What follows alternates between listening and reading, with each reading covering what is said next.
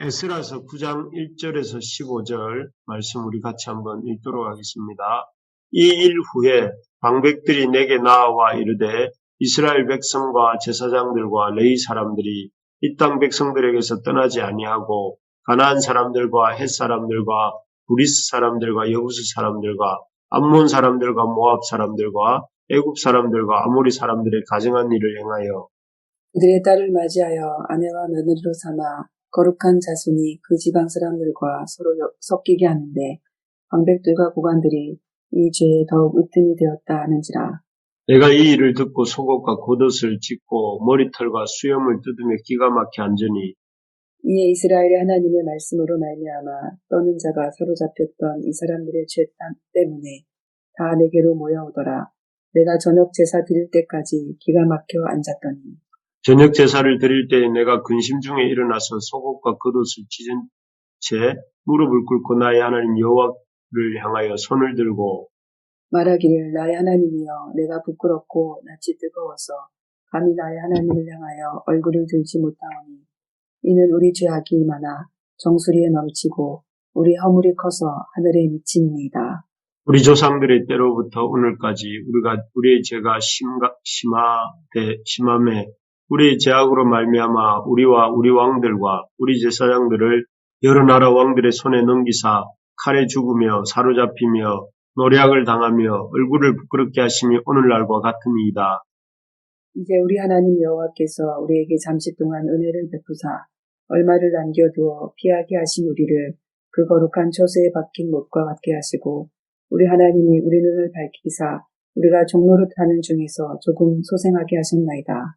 우리가 비록 노예가 되었사오나 우리 하나님이 우리를 그 종살이하는 중에 버려두지 아니하시고 바사 왕들 앞에서 우리를 불쌍히 여김을 입고 소생하여 우리 하나님의 성전을 세우게 하시며 그 무너진 것을 수리하게 하시며 유다와 예루살렘에서 우리에게 울타리를 주셨나이다.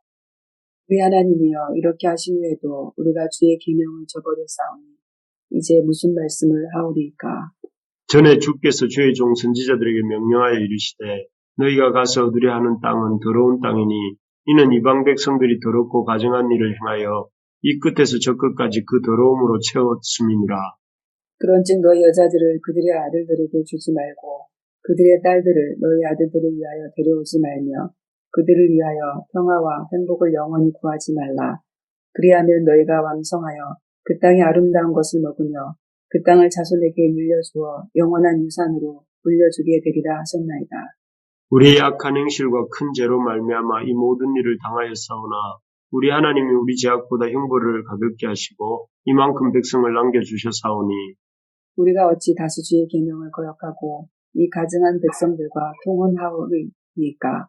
그리하면 주께서 어찌 우리를 멸하시고 남아 피할 자가 없도록 진노하시지 아니하시리이까. 이스라엘의 하나님 여호와여 주는 의로우시니 우리가 남아 피한 것이 오늘날과 같사옵거늘 도리어 주께 범죄하였사오니 이로 말미암아 주 앞에 한 사람도 감히 서지 못하겠나이다 하니라. 아멘.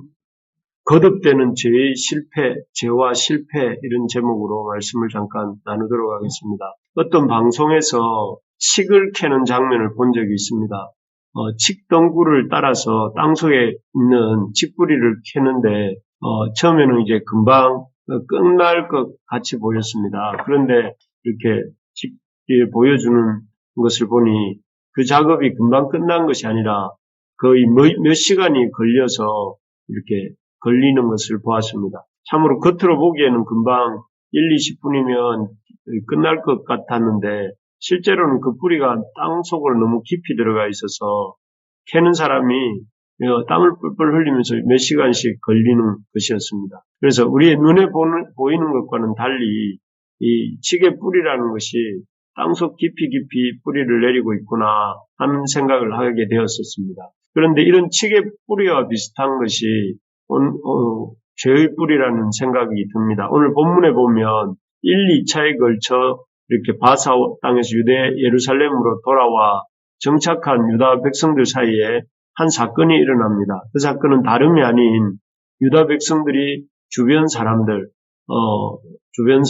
습관을 따라서 가나안 족속, 헷 족속, 브리스 족속, 여부수 족속, 암몬 족속, 모압 족속, 아모리 사람들 같은 이방인들의 아들과 딸을 데려와서 이제 아들과 사위와 아내와 며느리로 이렇게 삼기 시작했다 하는 것이죠. 사실 이런 이방인들과의 통혼은 일찍이 신명기 시대, 출애굽 시대죠. 출애굽 시대에 모세 시대부터 금지한 것이었습니다.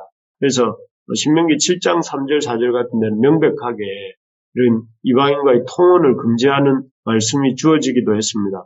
하지만 이런 이스라엘 백성들이 이방인들과의 어떤 통혼하는 것을 가볍게 생각하고 통혼을 하나님께서 금지한 명령에 대해서 가볍게 생각하고 이방인의 딸들을 데려와서 아내와 며느리를 삼고 또 자기의 딸들을 이방인의 딸과 며느리로 주는 그런 일들을 이렇게 하게 되죠. 그 결과 이제 여호와의 신앙을 잃어버리게 되고 혼합되어서 나중에 이스라엘이 이 유다가 우상 숭배의 죄를 범하게 됩니다.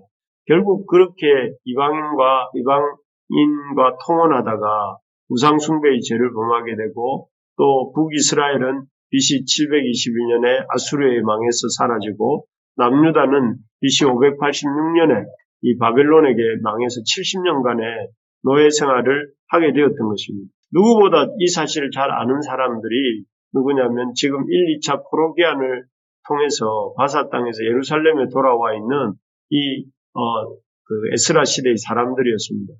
그런데 그들이 그런 과거 조상들이 이렇게 이 이방인과 통혼하다가 우상 숭배하다가 결국 나라를 잃기까지 했던 그 역사의 사실을 누구보다 잘 알고 또 그 역사의 결과로 이 바벨론 땅에서 바사 땅에서 이렇게 오랫동안 종살이를 하다가 돌아온 참 그 사람들이 다시 또 어떻게 하고 있느냐면은 그 이방인 가나안 족속, 헷 족속, 브리스 족속, 여부수 족속 이런 족속들의 딸들을 데려와서 아내와 며느리를 삼고 그 조상의 실패와 전체를 되밟고 있었다 하는 것이죠. 심지어 이런 영적 범죄와 타락에 대해서 이렇게 심각하게 경고하고 또 말려야 될 일부 제사장들과 레위인들마저도 그 일에 앞장서고 있었다 하는 것은 참으로 통탄할 일이 아닐 수 없습니다. 이 모습을 보면서 참으로 죄의 뿌리는 그 역사가 깊고 깊으며 그 악 영향이 오래오래 간다 하는 것을 보게 됩니다. 우리가 아무리 믿음의 삶을 살려고 하더라도 바사에서 예루살렘에 이르는 그 머나먼 길을 힘들게 걸어오고 또 온 힘을 다해서 예루살렘 성전을 이렇게 재건하고 각종 귀한 제물을 드려서 하나님께 제사를 드린다 할지라도 제가 그때는 잠깐 숨어서 그 모습을 감추고 있는 것 같지만 조금만 방심하고 정신을 이렇게 놓고 있으면 금세 그 죄가 드러나서 이렇게 참 역사한다, 일한다 하는 것입니다. 그렇게 우리는 이런 죄에 대해서 참 그 죄를 얕잡아 보면 안 되고 죄를 쉽게 생각하면 안 되고 이 죄에 대해서 언제나 이렇게 방심하면 안 된다 하는 것을 생각해야 됩니다. 우리가 조금만 방심할 때면 언제나 죄가 찾아올 수 있고 또 그렇게 우리를 이렇게 혼합시키고 타락시킬 수 있다는 사실을 알고 늘 경각심을 가지는 우리가 되기를 소망합니다. 그래서 오늘 본문에서 에스라는 이렇게 드러난 유대 백성들의 죄 문제를 다룹니다. 그래서 죄 문제를 어떻게 다루는가 하면 그 모습을 우리가 살펴보면서 우리도 우리의 뿌리 깊은 이 죄성과 또 그 죄성에서 나오는 죄들을 어떻게 다루어야 할지를 이 에스라를 통해 배울 수 있기를 원합니다. 유다 백성들의 드러난 죄에 대해서 이렇게 이방인들과 통혼하는 문제에 대해서 이렇게 에스라가 한 일은 먼저 하나님 앞에 이 죄를 철저하게 회개하며 기도하기 시작합니다. 여기 3절에서 5절을 보면 3절과 5절을 보면 이 에스라의 기도하는 모습이 나옵니다.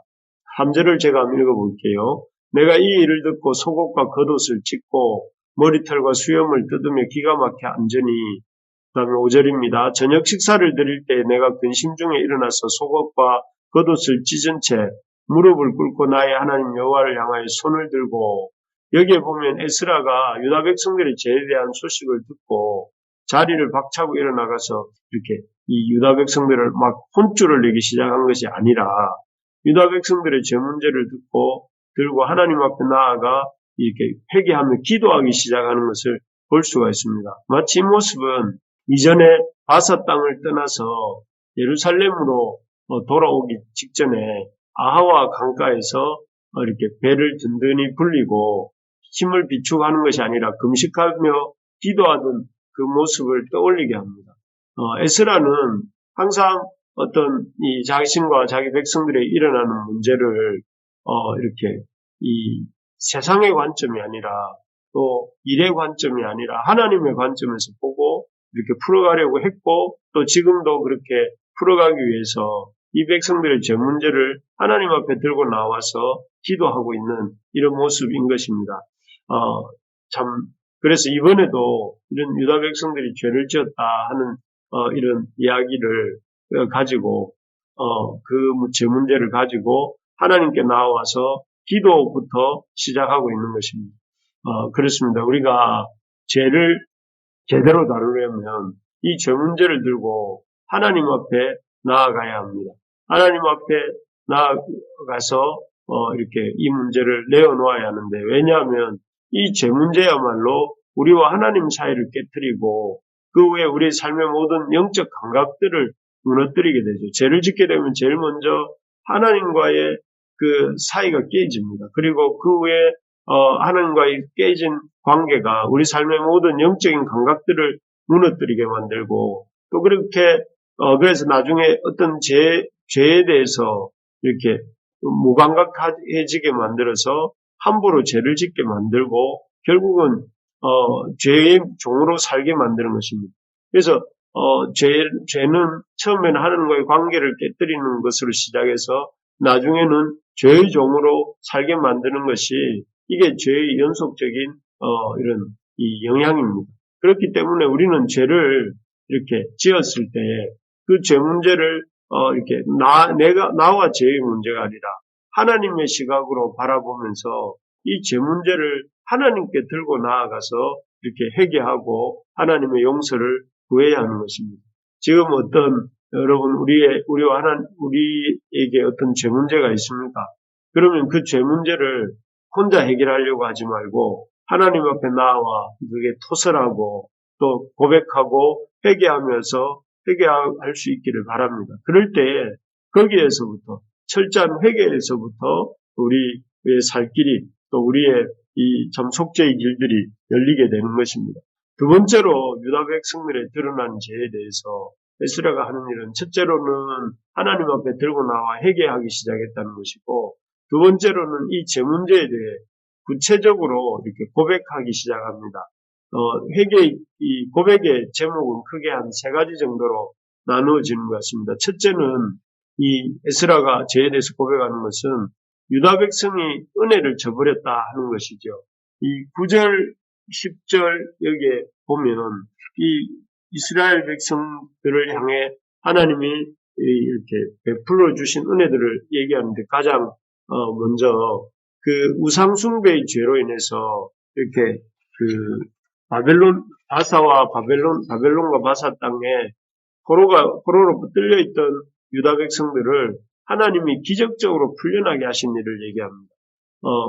참 놀라운 일이었죠. 고레스가 유다 백성들이 돌아가도 좋다 하고 것과 또 이렇게 그뿐이 아니라 이 유다 백성들이 왕의 호의를 입고 성전을 건축할 수 있도록 지원을 받은 것과 또 그리고 2차로 또 에스라를 중심으로 1700명이나 되는 사람들이 돌아올 수 있게 해주시고 또 그렇게 돌아온 제사장과 레위인들을 통해서 이 성전에 필요한 물질들이 공급되어지고 더 나아가서 이 성전으로서의 기능을 할 수 있도록 하나님이 은혜를 베풀어 주시지 않습니까? 이 모든 것들은 참으로 놀라운 있을 수 없는 일들이 일어난 것이죠. 그런 은혜를 주셨는데 이렇게 놀라운 은혜를 덧입고도 그 은혜의 기록에 잉크가 마르기도 전에 범죄한 것에 대해서 이렇게 고백하고 있습니다. 참으로 우리 인간이 죄인이라는 것이 바로 그런 데 있습니다. 자신이 받은 은혜를 너무나 쉽게 망각한다 하는 것이죠. 그래서 우리가 참 어제 받은 은혜도, 아니 오늘 아침에 받은 은혜도 오전이 지나기 전에 다 잊어버립니다. 다 잊어버리고 생각지도 못합니다. 그리고 영원히 망각 속으로 집어넣어버릴 때가 많죠. 그렇기 때문에 우리가 참 이런 우리가 받았던 은혜를 쉽게 잊어버리고 또 이렇게 망각해버리는 것들에 대해서 우리가 참 심각하게 여기고 우리가 의식적으로 하나님의 은혜를 기억하고 감사하고 또 표시하려고 하는 그런 우리가 되어야 되겠습니다. 그리고 또 우리 이웃들에 대해서도 마찬가지입니다. 우리 이웃들에 대해서도 참 당연하게 여기는 것이 아니라 감사하고 또 이렇게 그것들을 표현할 줄 아는 그런 습관을 우리가 가질 수 있기를 바랍니다. 두 번째 이렇게 고백하는 것은 거룩한 백성으로 살지 못한 것에 대해서 고백합니다. 11절, 12절에 보면 나오는데요. 이렇게 은혜를 받은 자로서 마땅히 이스라엘 백성들이 살아야 될 삶은 거룩한 백성의 삶이었습니다. 하지만 그들은 하나님의 말씀을 따라 사는 거룩한 삶을 살기보다는 눈에 보이는 이방인들의 습관, 관습을 따라 삽니다.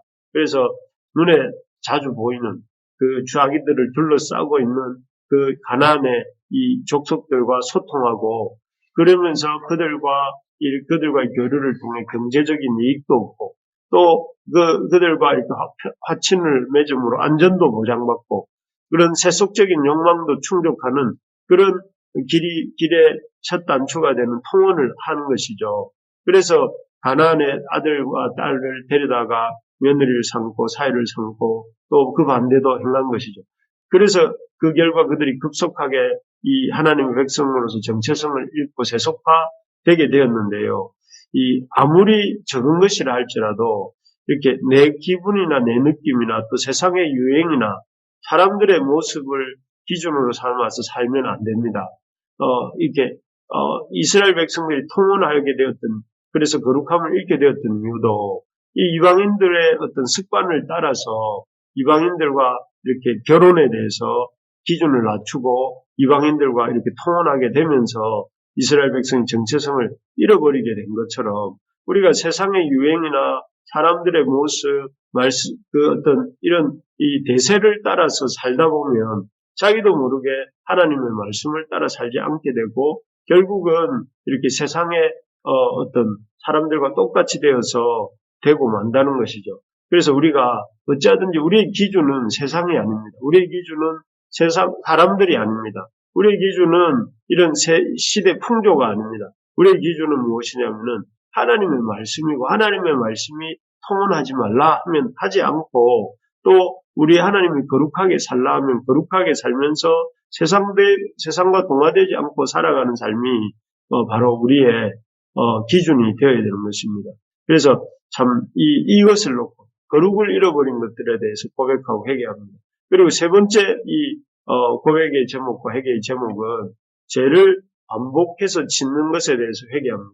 앞에서도 말씀드렸지만 유다 백성들은 과거 사사시대에도 또 출애굽 시대나 사사시대나 왕정시대에도 가나안 족속의 딸들을 아내와 며느리를 삼아서 이방인들과 통혼을 했었습니다. 그리고 그로 인해서 이 이스라엘 백성들이 신앙의 정체성을 잃어버리고 혼합주의에 빠져서 있다가 외세에 침략당하고 결국 아수르와 바벨론에 비참하게 망했던 그런 기억이 있었다고 말씀드렸습니다. 그런데도 이런 아픈 과거로부터 잘못된 과거로부터 배우지 못하고 겨우 또 이렇게 하나님에게 하나님의 은혜로 포로로 돌아와서도 또 다시 이런 그 이전에 지었던 죄를 반복하고 있는 것이죠. 이런 죄에 대해서 이렇게 반복되는 죄에 대해서 에스라는 백성을 대표하고 또 대신해서 하나님께 간절히 빌면서 회개하고 있는 것입니다. 참으로 죄는 이렇게 습관성이 있습니다. 그래서 우리가 쉽게 끊어낼 수가 없습니다. 그렇기 때문에 반복적으로 짓는 죄에 대해서 더 경각심을 가지고 이렇게 반복하여 짓지 않도록 그 죄를 우리 힘으로 이길 수 없다면 하나님을 의지하고 하나님의 도우심을 구하는 우리가 될 수 있기를 소망합니다. 그래서 우리가 오늘날 우리 스스로 이렇게 반복해서 짓고 있는 죄의 문제가 무엇입니까? 그 죄의 문제를 이 시간 우리 하나님 앞에 다 고백하고 또 이렇게 그 죄 문제로부터 우리가 이렇게 노임을 받게 해달라고 주님 앞에 이 아침에 기도할 수 있기를 소망합니다.